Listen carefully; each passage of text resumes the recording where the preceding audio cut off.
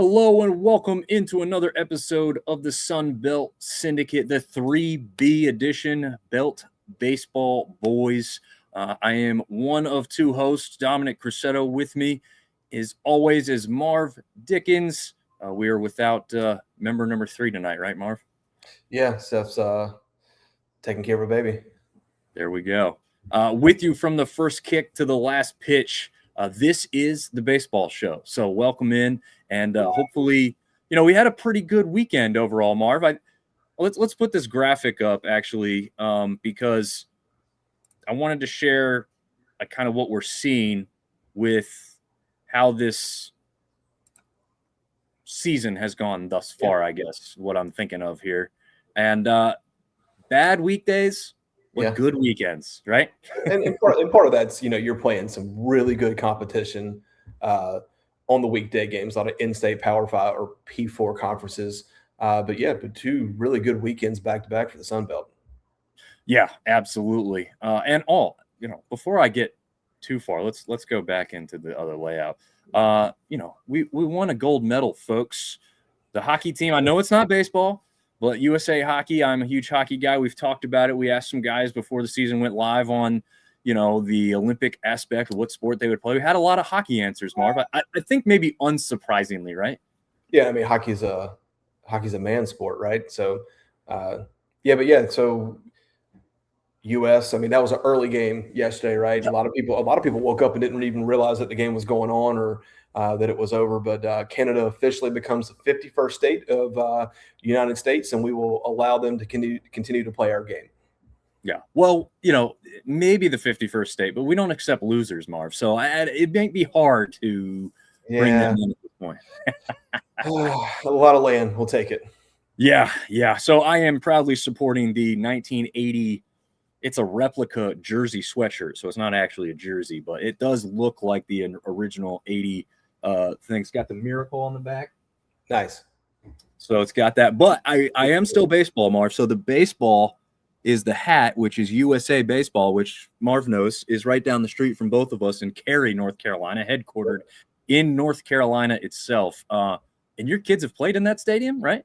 No. So funny thing is there's a complex literally right behind it where we play a lot of our travel ball tournaments. So the first time 4 years ago, the directions take us to USA Baseball, and we pull up to the stadium, and my kids get out, and we're rolling our bags up there. We're like, man, this is nice. We get to play baseball here. And someone's like, what are you doing here? We're like, we're here for the tournament. They're like, that's about a quarter mile down the road there, big guy. You're like, no, we're going to stay here. Yeah, I want to play here. Join us. I've been there and watched some 14U, 15U baseball, and it's a phenomenal complex. It really is. Yeah.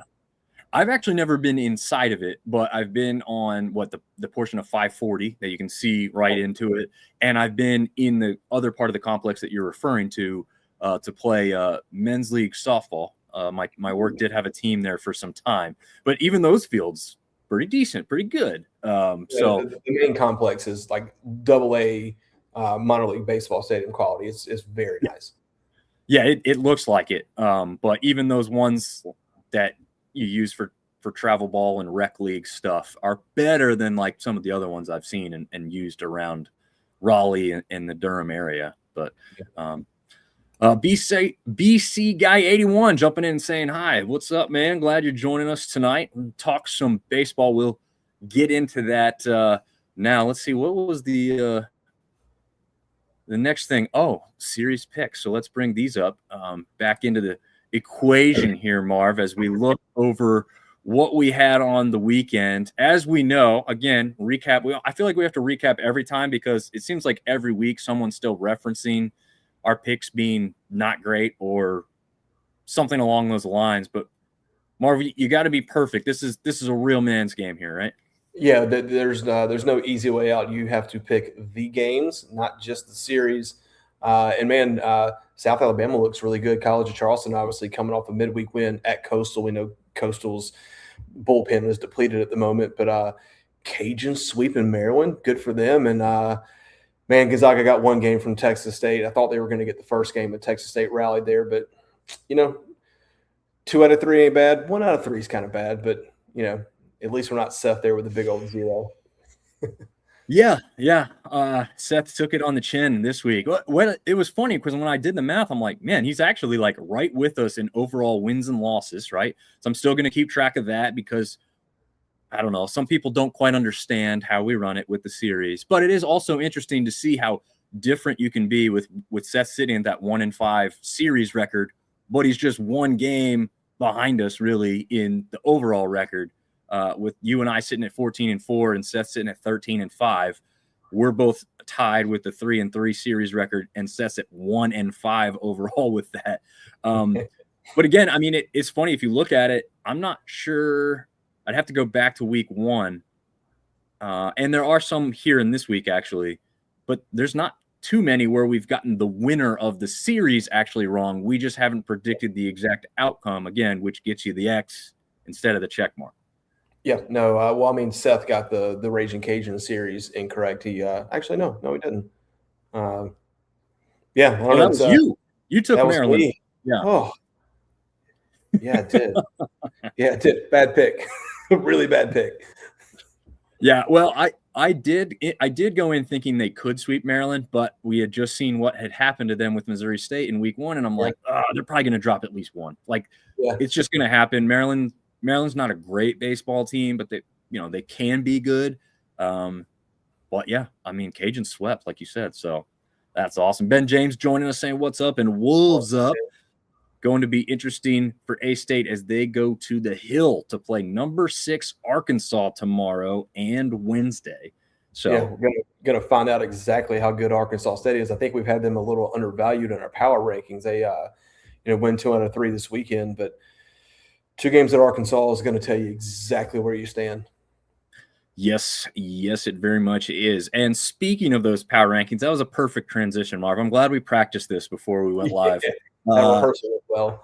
Yeah, I know some people question some of our thought processes, but I have to give us credit as a group, right? Now, this is not individually everything that we all agree with. And I do think that the number 3 spot with Marshall is vastly wrong at this point in time now.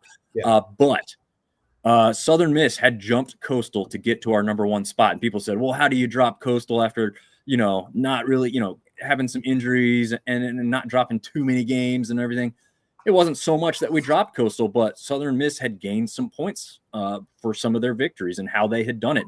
We quite honestly thought Southern Miss had the better matchup in week 1, right, Marv? Well, did. Yeah, I mean, UC Santa Barbara, I think is who they played. I mean, that was that's a top 25 team at the end of the year. Their pitching staff, their number 1 guy, I can't remember his name now, but he's a top 10 pick.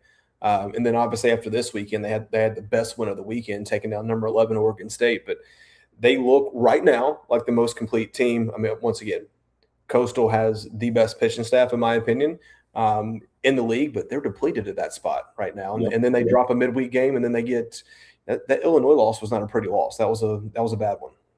Yeah, no, you are absolutely correct. Because that one was one that I think everyone thought that they could and should win, and they weren't able to do that one there. BC guy 81 Southern Miss looking forward to Bama. I bet they are.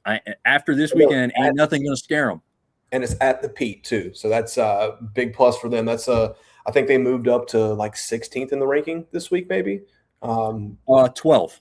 12th. Wow. Yeah. Oh, it depends on which one. D1 baseball, perfect game. Yeah. There's a whole bunch of them out there, but that is a big game. I mean, all the coaches will say no one game is bigger than the other, right? The next game is the biggest game, but for RPI purposes, trying to host a regional, that's a big early season game for them. Yeah, it undoubtedly is. And one, again, like you said, very much looking forward to, because I think that's a statement game for sure. Yeah, BC guy. I think, and I hope most people go by the D1/NCAA rankings. Again, that's why we leaned on that one, because the NCAA official website uses theirs. They don't use Perfect Game. They don't use Baseball Americas. They don't use 11.7 or whoever else has got their own rankings. Those are fun. And it is fun, especially when maybe the other one's not showing you love, that you may be better or higher in another one. But, this is the one that we've kind of chosen with to go with before. And I think we're just going to kind of stick with that one. Ben thinking that A-State will put up a fight against Arkansas. Yeah, we can talk about some of these games coming up here towards the end. I definitely want to keep going with some of these power rankings, though, as we said, the top two, I think undoubtedly still the top two. I don't really think anybody's quite jumping either of those two, for a spot yet. Maybe getting close if Coastal continues to drop some games here, but I don't know. Is anybody like right at that 3 spot, like knocking on the door? I don't. So we also got to keep in mind that these power rankings are right now. This is not where we think they finish the end of the season. Man, get rid of the weekend, and if Coastal drops another game or two, I mean, Arkansas State, they go and take 1 or 2 from Arkansas and then sweep their series. You might have to move them up. Not saying they're going to go to number 2. Obviously, Marshall's going to fall, but there are some teams playing really good baseball. Louisiana had a great bounce back weekend. Georgia State's playing good ball. App State's 6-1. Once again, not saying they're 1, 2, or 3 in the league, but right now there are teams playing a little bit better baseball than Coastal. Yeah. And again, you mentioned it, Marv. I just want to hit on it again for people that aren't paying close attention to Coastal themselves, right? And Coastal fans are, and obviously a lot of them national media might be, but some of our fans of other teams may not be. They have a lot of injuries on the pitching staff, and we know Coastal's game is pitching. I mean, that's their strong point, right? They've got the bats, but as Dominic Listy told us the other week, they're just a gritty team as far as the offense goes. They don't necessarily light up the scoreboard, but they've got that great defensive aspect with the pitching staff. So if they aren't full strength at the pitching on the mound, it may be showing a little bit, but they're also supposed to get a couple of those guys back. We knew one is lost for the season, and that's unfortunate, but I do believe Fluky's only gone once. We actually talked about that earlier today. They do think he's coming back for this weekend series, so that should be good for them. Dominic Ambrose saying, "What's up, fellas?" Destiny chiming in saying, "Eagles." Big Eagles fan, as we know from football season. She liked to give TJ a little hard time because his prediction on the football aspect was not so great. So let's continue on in the power rankings. A little bit more on this one. I think, again, some stuff made us look really smart going into this week. Southern Miss being number 1 looks really good after this weekend because, again, this was done before Friday's game started. Georgia Southern being number 14 looks really good, unfortunately. Yeah, for them, very unfortunate. But for us, looks great. Like that's the bottom team as of right now, haven't won a game yet. And again, you could probably mix up a lot of the teams in the middle. App State's got that 6-1 record, as you said. But again, you do have to look at some of the opponents they've had. Duke's been the best opponent they have had thus far. And if I'm not mistaken, Duke is not ranked this year, right? They are not. They're still a really good team. We were texting about it. We're talking, mid-major teams, which this isn't a mid-major conference in baseball, but App's got ETSU tomorrow. ETSU is also 6-1, traditionally a very good baseball team. I think you'll find out a lot about App tomorrow. I know it's not going to be your weekend rotation guys going, but you'll find out a little bit about, are they legit or have they just kind of played softer competition? Yeah, I do agree. And to note, Marv and I were at that Duke game last year, so that was not a fun game to be at for App fans. But this year was vastly different. I mean, they took the lead quick and early in the first inning. Home run by Nico Soul. I'm going to mention that because I unfortunately heard that outside the stadium as I was trying to get a ticket. But as I walked in, they still put some more runs up. Not as quite impressive offensively. It was more Duke's pitching letting them down. But they were still taking advantage of the situation and had the lead for the first several innings before Duke actually had one good inning of their own. And then they just quite couldn't keep pace with the offense aspect. But the pitching is much improved from last year. It seems like the JUCO arms really have come in and done wonders for the App State team. Anybody else you want to mention on the power rankings? Again, a lot of them could be kind of thrown around a little bit towards the middle, but listen, Georgia State's going to come up big time for number 10. Yep. They're definitely going to make it to the left side of the screen, at least on my power rankings. Once again, Louisiana had a great bounce back weekend. They'll move up a little bit. But I was just counting 9 teams in the Sun Belt currently winning records. We got, 6 at 5-2, a team at 6-2, and 2 at 6-1. So once again, a lot of baseball to be played. It's still really early. A lot of teams kind of trying to figure out their identity, or maybe shifting what they thought their identity was going to be, like Coastal, having to lean a little bit away from that dominant pitching staff. But Overall, great start. Love to get some of these bigger midweek games won, and they're going to have a lot of teams have a chance. I mean, Georgia State's got Georgia Tech tomorrow. So another big named opponent on the schedule that they'll have a great chance to knock off and make some noise and raise that RPI a little bit. Yeah, absolutely. Absolutely. I agree. That's going to be a good one to keep an eye on. Let's see what we've got next here. So we got a little snapshot of the weekend, the Syndicate Snapshot, as I'm calling it. This is a very fancy name, I know. Everyone's really, really happy to see it. But we did get some sweeps this weekend, so I want to mention this before we get into a little bit more specifics. And I do want to mention that the series sweeps, as they are traditionally known, belong to James Madison, Louisiana, Georgia State, and ODU.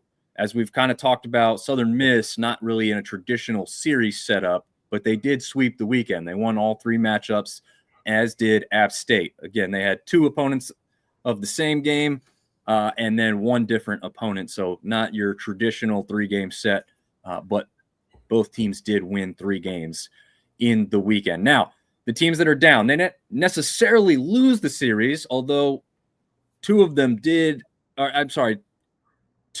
lose series, I guess I should say, but only one of them was swept. That would be Georgia Southern, as we kind of talked about, alluded to.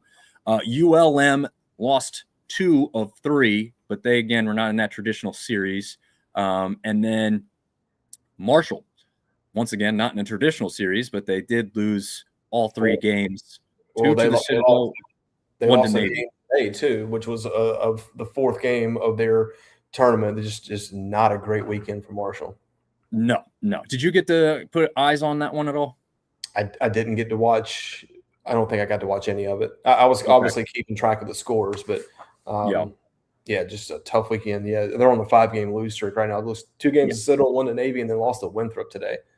Yeah, they'll be on the other side of the power rankings for sure. I can't see any reason to keep them in the top 7.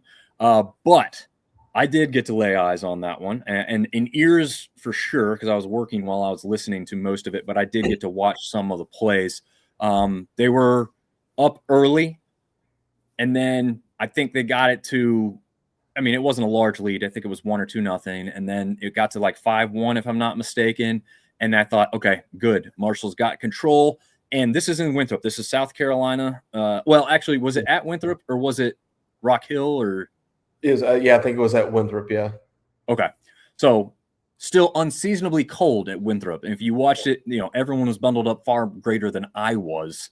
I thought that would favor Marshall, and early on it looked like it was going to, but Winthrop kind of started to chip away. They get all the way back to tying the game. Then they take the lead over Marshall 6-5, and you're thinking, all right, well, Marshall can shut the door and get some runs up, and I think they did take the lead back one more time to 7-6, if I'm not mistaken, and then Winthrop blew it open completely. Marshall struggled on the mound. I think at least 2, maybe 3 pitchers hit by pitch on the first pitch of the at-bat.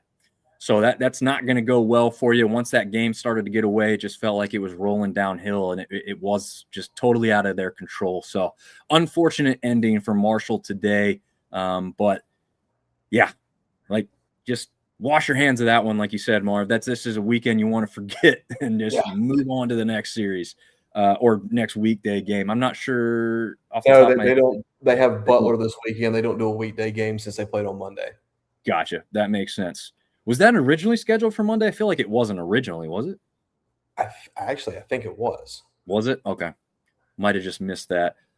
We had, not shown here, but some walk-off wins. Louisiana had 2 of them. App State had 1 on Sunday afternoon. And we had some bounce-back series wins. Arkansas State, Texas State, and Troy coming back to get those victories, either after losing the first game or dropping that second one and then making that Sunday one unsure. But we did get some teams to clinch those in some good fashion. And BC Guy 81 was not sure about Southern Miss's pitching, but they are great again. Yeah, they looked the part, right? Yeah, I mean, on paper, I think preseason you thought that behind Coastal they probably had the best pitching staff in the conference. You kind of questioned, are their bats going to be enough? But they're not lighting the scoreboard up. But I mean, that tournament they played in this weekend, they played some really good teams, and their pitching got to through it. They had some timely hits, and best team in the conference at the moment. Yeah. Go ahead and talk about the now. Okay, when you're seeing this on the screen, if you're watching, they are being shown as number 20 because coming into the weekend, that was their ranking. They are now sitting at number 12. But talk about the number 12 ranked team weekend overall here, Marv. Started off with Purdue, 5-4 win. They actually got a walk-off in that. Purdue tied the game going into the ninth, and then they walked it off. I think the most impressive win of the weekend was the 9-4 win over Oregon State, who was ranked number 11. Big seventh inning there, and just great bullpen. Got the guy of the bullpen, Sunstorm, 4 innings pitched, 8 Ks. I mean, he's fanning 2 guys an inning against the number 11 team in the country. And then a 5-1 win, just dominant pitching over Baylor, which is funny because they talked about hitting batters and walks. They gave 12 free passes in that game and only allowed 1 run. Their defense was good enough and pitching good enough that they gave them 12 free passes and made Baylor strand 13 batters. So, wow. Man, just pretty cool. Yeah, that's awesome. And like you said, they might have put a bunch of guys on base, but they also had those 12 Ks against Baylor. Like you said, that pitching is showing up and doing what it needs to against some really good opponents. And this is just Friday's scores that we're seeing here now. As far as Coastal Carolina is concerned, they opened the weekend Friday night with a thriller, using a late home run to secure the opener before splitting Saturday's doubleheader with VCU. I don't think they had a doubleheader. That's not right. They split the VCU. No, they beat VCU both times. They lost to Illinois on Sunday. Right. They had a doubleheader. I think it got rained out on Saturday. They got beat pretty good in the morning by Illinois. I think it was like 14-5. But yeah. Yep, 14-5. You nailed it. Yep, I got twisted up there in my wording there. But yeah, they had a pretty good performance from Mazans. I don't know if I'm pronouncing that right. Hopefully it's pretty close there.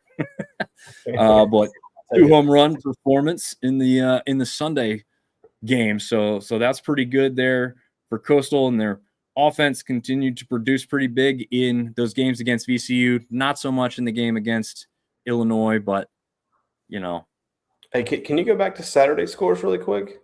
Yeah, let's see it. Whew, Georgia Southern, 29 runs given up. That's after they gave up, 24-25 to Georgia Tech in the midweek. That's yep. That's a lot of runs. And how about JMU scoring 25 runs or 27 runs in a doubleheader against Lemoyne? Good to see them get the bats going after what had to be a frustrating series against Florida State. Yeah, absolutely. And they actually set a school record with the largest comeback win in 17 years. So I don't know exactly what the previous was. I think that was a Friday game. They got down early and scored 10 consecutive runs. Yeah, and they ended up winning that game 13-11. Yeah. They were down 11-3. All right, so let's take a break from wrapping up specific series for just a second. So let's start with Friday. Like, what is your biggest standout game here? It could be loss, could be win. Just which one, as you're looking at this, sticks out to you the most? There's I've got mine picked out if you want. Okay. I got 2 that jump off the page. South Alabama beating College of Charleston like that after College of Charleston just came off that Coastal win on a Tuesday night. And then I was texting you and Seth late at night. Texas State was down big. I think they got 4 or 5 runs in the 8th inning to kind of pull away from Gonzaga in a game that Gonzaga kind of controlled, to be honest with you, up until that point. But, South Alabama putting up 16 on College of Charleston was impressive.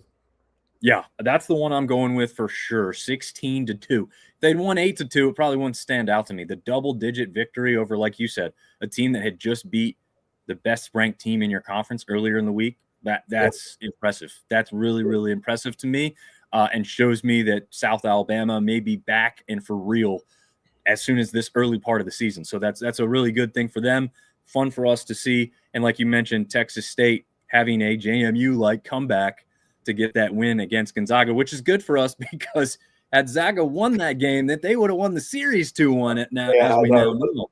Listen, we all picked them to sweep. I'm laying in bed Friday night watching that game, and I'm like, man, I'm going to get this series wrong on the first game. But now resilient. They played really well down the stretch. I mean, as a coach, you probably want to see it a little bit more consistent, but you'll take the runs when you can get them.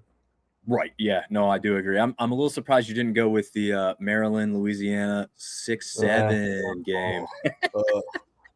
As soon as I saw that score and worked on this graphic and then put it out, somebody shared one of those 6-7 memes, and I said, I knew it was going to happen. So, yeah, have a little fun with it. But luckily, the Cajuns were on top in that one, so it is laughable because of that. I don't know if it would have been quite as funny if we came up on the losing end of it.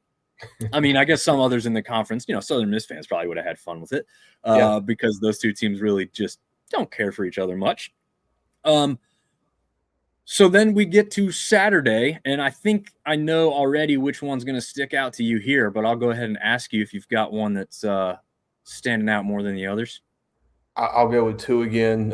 Southern Miss taking down the number 11 ranked team in the country. That's obviously going to stand out. Biggest win by anybody in the conference so far this season. And then, Georgia Southern allowing 29 runs. That's just that's hard to do. I mean, that's very hard to do.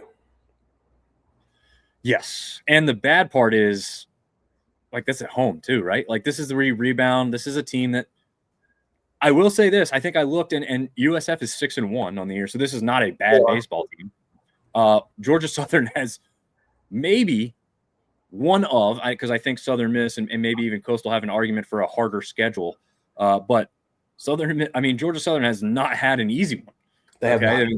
They played a West Virginia team that probably should have been ranked as far as week 1, right? They were ranked immediately thereafter. Yep. So that's a tough one.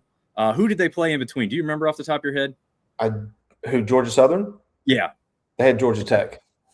Yeah, you're right. Yes. So Georgia Tech, again, I think Georgia Tech was ranked when they played already, right? Yeah, Georgia Tech's number 5 team in the country. It's a solid baseball team. Yeah. So, there's no way you're likely to win that one. This have to be realistic here. USF is the one that you thought you could rebound on. But again, 6-1, good baseball team. Hard to see that. Destiny's chiming in saying, hey, I want to see the conference win as a whole. It helps the RPI, which is exactly why we do this show, because we want everybody to be aware of how the whole conference is looking. Obviously, as fans, you're going to focus on your team specifically. This is to open it up to a broader picture so we can figure out what we're looking at as a whole. Help our argument when people say, well, you play in the Sun Belt. Well, yeah, we do play in the Sun Belt. It's a sense of pride, not a sense of, something lesser than it's not to be looked down upon. Exactly. And Destiny's saying Troy also scheduled, easy for me to say, Troy scheduled tough this year as well, and they absolutely did. And the road does not get easier from Troy. I mean, we know that Campbell's been a very good baseball team for a while, but and then they took 2 out of 3 from Campbell, but they go to East Carolina for a little tournament this weekend. Then I think they have NC State on a midweek too, potentially. They didn't make it easy for themselves. No, and I think part of that is because of what happened to them last year, right? They probably think, if we have this schedule and we play last year's record, we're in, right? That's got to be a thought process. So, hey, we think we have just as good or a better team than last year. Let's schedule tougher so that if we do drop some, at least we're getting the RPI points and we're getting, the respect. So far, half and half, Marv. I mean, I don't know. Maybe a little less than half and half as far as how that's gone for them. I think it's a little bit too early to tell. I mean, they're 3-4, right? That's what their schedule is going to show. That's what their record is going to show now. But Mercer, good baseball team. Mississippi State, Campbell, good baseball team. They got Georgia, Western Carolina, ECU, Rutgers, Vanderbilt, series at Maryland. There's somebody else who has NC State. Their non-conference schedule is we know that when you get into conference, you're going to have an opportunity to boost your RPI, but you never know how good everybody's going to be. So if you want it, you got to go get it early in the season, and they gave themselves a chance to really boost it. And who knows, man? They beat Georgia. If they play well against Georgia, who's I think number 8 right now, Then East Carolina's not going to be a walkover. Vanderbilt, and then Maryland. We just saw, the Cajuns took care of Maryland. They're giving themselves a chance. The record might not show exactly where they're at. I think the Mercer series surprised most, but I think we now know how good Mercer is. But see how it plays out. Yeah, I think you're right. The Mercer one was the surprise, but again, that was in Georgia, Mercer's home stadium, and so that didn't play to Troy's advantage. But they were also a pretty good baseball team. Georgia number 11 as of this week. But yes, NC State currently ranked at 14. We've got, I think it's Coastal who plays NC State, North Carolina, and Wake Forest. To mention, Wake Forest sits at number 16 and UNC at number 8. So there's another team that's scheduled tough. And they always get those games with North Carolina teams for whatever reason. So interesting to see how that goes. And that West Virginia game, West Virginia now ranked 24th with a 5-1 overall record. So, yeah, we've had some really good teams playing games against our conference members right now. So it's been fun and interesting to see here. All right, so Sunday's scores. I'll go first this time, Marv. I think I'll go with Navy versus Marshall. I don't know much about Navy's baseball program. I don't think much of Navy's baseball program, maybe because I just don't ever hear of them. So I thought, okay, Marshall's going to rebound, right? Citadel is a Southern-based team, another academy team, but maybe they just got the jump on Marshall and surprised them. Navy won't, right? But then they lose 8-1. So that was their fourth loss in a row, as you mentioned. 5 now after the loss to Winthrop today. So a little shocking that the team that we collectively had at number 3 isn't going to be anywhere near number 3 going into this weekend's games. But yeah, that was a pretty big surprise for me there. What about you on Sunday's slate? I think the other obvious one's got to be Coastal getting almost 10-run rule. They escaped the 10-run rule there for a while, but yeah, 14-5 to Illinois. I think it was 11-1 after the second inning or maybe the third. Illinois just jumped on them, and they couldn't make it their way back. Yeah, that was pretty tough to see. Also listed here, Arkansas State wins their series ultimately 2-1. They rebounded from that series opening loss to Eastern Illinois, and they won those last 2 games pretty convincingly. Luckily, Engshoffs. I know I'm probably butchering that name. And what's crazy is like when you see his name, Engskov. Like, I'm a hockey guy. That looks like a hockey name. I'm still butchering it. Also, he's not like Russian or Eastern European. He's from the States. So I was like, oh, we got this like crazy European guy coming over here. No, I think his hometown somewhere in Oklahoma, if I'm not mistaken, when I saw. But he had a 2-run performance and helped the Red Wolves close out strong, 9-2 in that last game on Sunday. So the offensive firepower really helped propel them to victory in that one. I think, did we kind of talk enough about the Cajuns? We need to kind of go through how they got their victory over Maryland in that sweep there in Lafayette.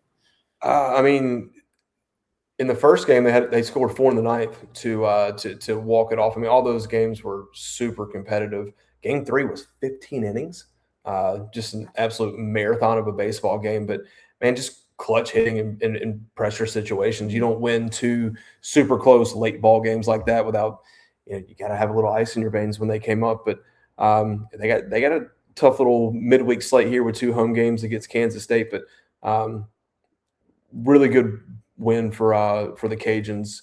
I always thought that they'd end up 3rd or 4th in the conference, and they're looking like they could definitely make that happen right now. Yeah, absolutely. Destiny saying the same freshman walked it off Friday and Saturday. I believe his name is Rodriguez, the freshman there that she's referencing, I believe. Anyone can fact check me on that. And they had a pretty good pitching performance from Herman, I believe his name was. So yes, Rodriguez, I believe you are correct. Okay. Yeah. Was that the same? We had Rodriguez on our show, right? Blaze. I don't think he was a freshman though. Blaze Rodriguez. Okay. No, that wasn't who we had then. Yeah. Okay. So maybe another person. Was his last name? I'm trying to think now. Rigo. They called him Rigo, right? Rigo, yeah. Yeah. Okay. But yeah, that's just an amazing performance there. What about your favorite team, Marv? What about these App State Mountaineers that are off to one of their best starts in recent history? Yeah, I mean they also got a walk off against Southern Illinois, a game that we were up fairly big. I think we gave up 4 in the 8th, but yeah, just clutch hitting, pretty good pitching. Once again, super early. I don't know how good North Carolina A&T or Kinesis or Southern Illinois is going to be. Good to see them hang in really tough against Duke. I think we're going to learn a little bit more against East Tennessee State, and then they travel to Gardner Webb for the weekend. But hey, I think their first in conference series is against Coastal. So better have it buttoned up because I think Coastal's probably obviously going to be a heck of a lot more healthy when they come up the mountain. Yeah, I think you're right. And just to note, Zamora, who we did have on our show, Yep. but More got the game. Yeah, legged out a single to first with 2 outs. Man, that was pretty cool. Yeah, and then one of the coolest names we need to, you know what I need to do? I need to put together an all-name team for Sunbelt baseball because we have some good ones. And Nolan Dorito is one of App State's pitchers. It is not spelled like the chip, but it is pronounced just as the chip. One of the coolest names in conference play so far. He had a 13 strikeout outing, and so really, really good game overall for him on this weekend. Again, that pitching from App State has come up tremendously. Talk about the Jags of South Alabama. Okay, in this Sunday game, we see that they lost 6-7, but don't do it. They had already won the 2 games before that to clinch the series. So what are we seeing from Nate Wood and the Jags? Man, they're just playing consistent baseball. I think we talked to them. They said, what do we want to be known for? They said they want to be known as a tough baseball team. Win or lose, you walk off the field and like, dang, that team was good. And that's what they've been so far. I mean, once again, don't really know how good College of Charleston is, but you take a small sample size and know that they had beat, the number 6 ranked team in the country earlier that week. And the final game of the series, the one that they lost on a walk-off, right? They were in that game consistently, but Jags look to be playing some pretty good baseball. I mean, like I said, put up some runs in the Friday game, and you hate to see you lose on a walk-off when you could have got a sweep, right? But right. I think South Alabama's playing pretty good baseball right now. They got two midweeks this week, and then they got they're home against West Georgia. I don't know how good they are, but give them a couple more weeks, and I think we'll really be able to judge and see where they are. But I like the way they're playing right now.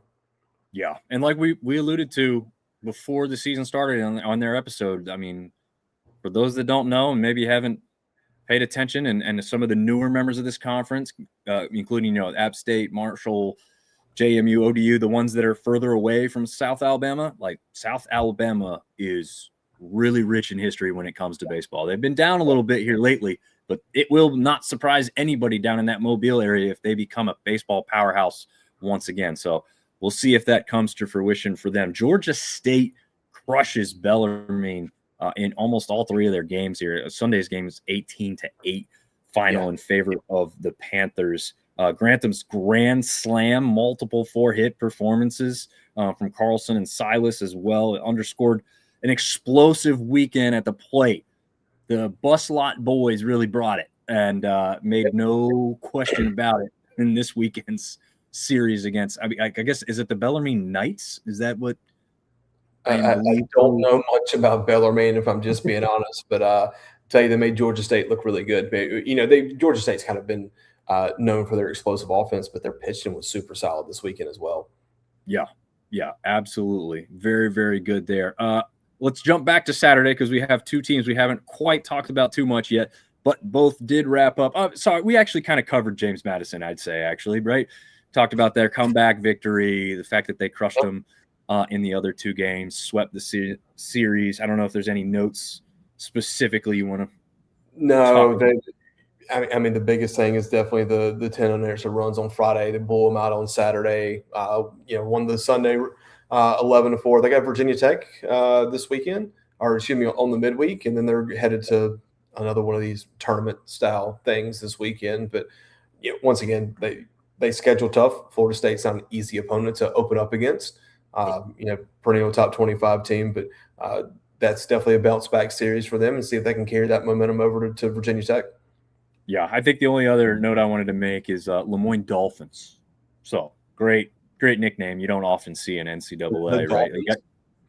You got the Miami Dolphins. Now you got the Lemoyne Dolphins. So there you go. That's quite the matchup. I don't, but maybe like Coastal, like playing a team like that, it would make sense. Like, oh, we got a team that's nicknamed the Dolphins, but them traveling to Harrisonburg, Virginia, just seems kind of funny to me. With the nickname of the Dolphins, but ODU also gets the sweep. So we've had the two Virginia teams in this conference both getting. Well, I wouldn't say ODU really had as easy as a time with their opponent in Niagara as James Madison had, but they do get the series victory with that double header on Saturday. All I wrote down was two really close games, just enough offense and some consistent pitching.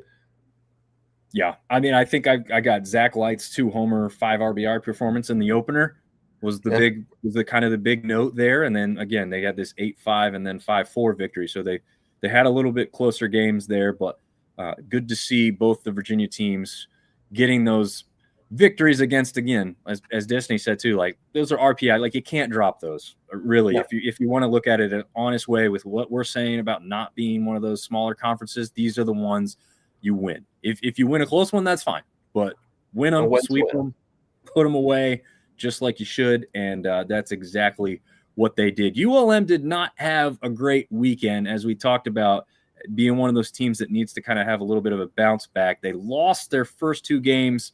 They did rebound and get that victory Sunday against New Orleans team, who has had some upsets over some Sunbelt teams in midweeks in years past.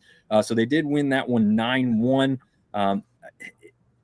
With the lack of winning on Saturday and Friday, it's not a ton of stuff to talk about offensively for them, but they did wake up the bats in this 9-1 victory on Sunday afternoon, right, Marv? Yeah, they lost to Northern Kentucky and Alabama A&M. Those are teams that, as a Sun Belt member, you're expected to beat. You need to beat them because, once again, when you get into conference, nothing's going to be easy. So you got to take those wins. The only thing I really wrote down was just really inconsistent baseball.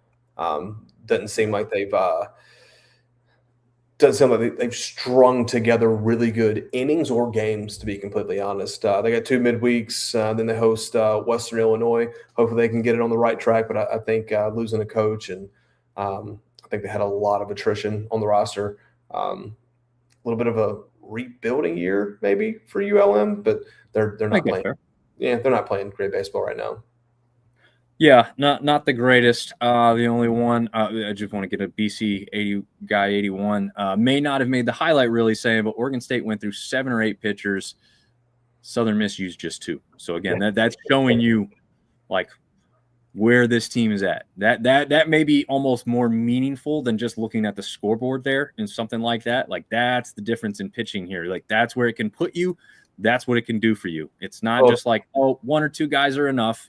No, you need to have a depth lineup at the pitching position to really take advantage and get into those ranked. The other thing you got to think about, right? They only used 2 pitchers. They had plenty of arms for the Baylor game, and they'll have plenty of arms for Tuesday. Yep. Yeah. And I think the only other one that we didn't specifically talk about was Georgia Southern, but I don't know how much we can say with the lack of scoring offense. I mean, that last one is a killer, right? They had the opportunity to win that last one at home. And then USF walks them off to win 4-3 and keep them winless on the season. That's got to crush, right? Yeah, especially after giving up 29 runs in the second game there. Yeah, you'd love to bounce back and get a win and kind of take it like, okay, we took it on the chin. We bounced back. We're resilient. Use that momentum going forward. They got, I think, Kennesaw State on the midweek, and then USC Upstate, who's sneaky good this weekend. But really hope for the Eagles that, they get that 0 off the board and get their first win this week. Yeah, that would be nice. I know as App State guys and App State people are probably like, who cares? But again, as Destiny said, we want everybody to win because this conference may need those things to come into play. You get a Troy situation again like last year. Now we got a difference maker because, more of our teams won outside of conference play. I think I'm trying to pull it off the top of my head because I don't have it right in front of me. I think we had a 29-7 12 overall record on the weekend. So like You're right. Yeah. that's pretty good. We won 8 of 9 traditional series. As I said, App State and Southern Miss both winning and sweeping the weekend, but not against one opponent. So I didn't call it a series win in the traditional sense. But we had some really good showings. Now we need the midweeks to improve. And I know, Marv, we've heard over the years midweeks don't matter. They do matter. They matter. They matter. Let me ask you this question. There you go. What are your thoughts on these tournament style weekends early in the season? I like them. I like them because I think it both rewards RPI, because as we've heard from some of the coaches, like neutral sites almost reward you better than playing an away game in certain regards, which I don't even know how that makes sense. I would think that it should be more meaningful if you go win on the road. But whatever. I mean, maybe it's just circumstantial in some of those instances. I mean, technically, Southern Miss was on the road. They did not play at their home stadium this weekend in that tournament and got to play, 3 big name teams per se, a ranked team and win. So, it's just not traditional baseball in the sense of you play a series, right? You're going to see a guy's Friday, Saturday, and Sunday guy. You're going to get your pitchers get to look at their batting lineup for 3 straight days. But I do like having the exposure to different teams. You're able to kind of pick your matchups, your pitching matchups a little better based off the lineup that you're going to see that day, and not necessarily have to worry about this is my Friday guy, this is my Saturday guy, this is my Sunday guy, which you probably do still pitch them in order. But if your Saturday guy is better set up for your Sunday opponent, you get to save them. Right. Yeah, that makes a lot of sense. And Destiny chiming in here, USM is supposed to play in more of these tournaments in coming years, which I'm excited for. I think this also shows the progress of the Sun Belt. This is another one of those things that we can point to for our argument that, like, look, a lot of the times mid-major teams aren't being picked for these tournaments. Sometimes they are, okay? And there's tournaments where, like, it's all mid-major teams, and some of our teams are getting to some of those. But, like, Southern Miss being in this, they were one of the headlining teams, right? Like, this is one of the ranked teams. This is one of the teams that everybody wants to play because they want to prove themselves against them. And Coastal's been in those situations as well. So hopefully we can get a couple more teams to even get into that kind of mind frame or, center point of their baseball universe, and when it comes to saying, hey, we got to have these guys. Let me ask you this. What do you think about a series like App did where you play an away game, a neutral game, and a home game against different opponents in the same weekend? Yeah, well, it actually ended up not doing exactly as it was set up. You're right. That because I know that they were not scheduled to play A&T twice. No, they weren't. It was 3 different teams, wasn't it? Or yeah, it was. And I think the weather switched. That's why they had to play. I think Sunday was supposed to be in Boone. I think it was supposed to be like a play at A&T, play in Hickory, and then come back, almost like a work your way back home kind of deal. Yeah. So that was interesting. I mean, I don't know. I mean, if you get points for it, I think it's a genius play by the coaching staff and the scheduling aspect to do something like that. But yeah, I mean, I think as fans, you're kind of wondering, like, why are we doing this? It does look, but that was great. Because it's cold in Boone this time of year. Yeah, and if you haven't been paying attention, Boone is under like snow and ice. Like I don't know. I haven't specifically talked to Seth to see exactly what the snowfall is where he's at, but people are sliding off roads up there. Yeah, I think they got like 6 inches on Saturday. Yeah, that's rough. That's one reason why they have an artificial turf field, so probably, they don't have to be a fun ride to Johnson City tomorrow. No, yeah, you're right. It'll be interesting to see if maybe they postpone that one or something. I mean, I think by then they should probably be able to get out, but you would think. We'll see. I mean, it looked worse than usual, and I think part of it is like once they were compacting that snow, it was freezing, and then people thought, oh, it's just snow. No, you've packed it down enough now that you've got a layer of ice underneath the snow, and that's where the problems were arising. And I don't care who you are, you can't drive on ice. You can drive on snow. You can't really drive on ice, at least not ice road truckers. Okay, yeah, you they've got some experience. We ain't dealing with those types of people on the mountain of Boone. So yeah, we'll have to see. As you mentioned, Virginia Tech, James Madison, Campbell in Coastal Carolina on Tuesday. Arkansas State, Arkansas, Georgia Tech. Georgia State, Georgia Tech, yes, Southern Miss, Alabama. ULL's got Kansas State. Let's see. Oh, here's one. UTSA is coming up here a little bit, and they're playing Texas State. Those two teams, those two schools hate each other, and now they're both playing pretty well in baseball. That one's going to have some heat to it. Yeah, and then James Madison, Virginia Tech. That'll be another big. So, yeah, once again, lots of opportunities to boost the RPI and the conference status on the midweek. The only thing I hate about this is that I can't watch all these games. It's impossible. It's literally impossible. It's just crazy, man. Because I have so many that I have interest on, and again, this is where we're hoping as baseball fans, like somebody step up and give us that ESPN. Oh gosh, I'm going. It wasn't called wraparound, but it's do you remember what they called that when they did ESPN Plus and they jumped around from game to game to game? Yeah, you're talking about like a red zone style production for college baseball. Which they did. They've done it, but they only do it like twice a year or something like that. It's like a specialty thing, but when they do it, people love it, and they should do it that way because let's be honest. We'll reference, unfortunately for Eagle fans, Georgia Southern's score, right? 25-4, 29-4. Yeah. That's not a game you're going to stick on, right? And if that's the only game you're going to watch, like now you can jump around and that, oh, well, this game is exciting. This game is close. This game does have a no-hitter going. This is, some guys trying to hit for the psych. All these different things could exist at one point in time. And we got this conference that's got 14 teams in it. It would be great to do something like that. I wish we could put together, but we'd have to have, a couple $1 million for that. And that's not what we have to play with. So, if anyone's listening's got a rich uncle, we'll take his money. There you go. Yeah. Dom's asking me, why can't you watch all the games? Where's my dedication? It's not to get no sleep. I know we have don't sleep, but I have to get some actual sleep. And then BC Guy 81 saying the ESPN does have the 4 on one screen. Yeah, you can do that. I'm not the biggest fan of that. Yeah, I'd rather just manually click back and forth. I don't want to think of that. Just show me the good stuff. Yes, exactly. Make it easy for me. Make it like Red Zone. Just tell me what's going on that I need to pay attention to in this game. Because if you're paying attention to one game, that means you're not paying attention to another. I know you can just quickly glance, but you are going to miss things, especially when you don't have the audio for all 4. So you can only listen and watch one at a time, essentially. It just makes it easy to jump around. But yeah, is there any weekend sets really big coming up? I'm trying to look and I don't see anything massive right off the bat here. James Madison College of Charleston, so they'll get their chance again to kind of prove that. Georgia Southern really doesn't get any easier. They've got USC Upstate who won their conference last year. So that's going to be a tournament in Greenville. James Madison's at a tournament. ODU's got UNC Charlotte. Yeah, no, nothing jumping off the page unless I'm missing something. Yeah.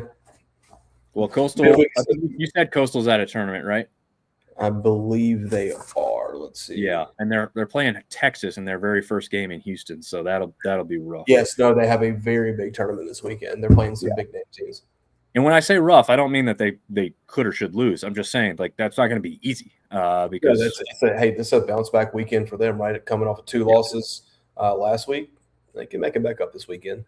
Yeah. Oh, here's one more. Ruston, Louisiana, playing host to Southern Miss. Now, again, this is a La Tech team that's knowingly coming into this conference, and a team that this is a history, a tradition that these two teams don't like each other at all. So, that will be a fun one for us as casuals that are turning into that one. And it'll be fun for Southern Miss if they win. Not so fun if they lose. So one more year of wishing nothing but the worst for La Tech so far until they come into this conference, and we need them to help us out. So,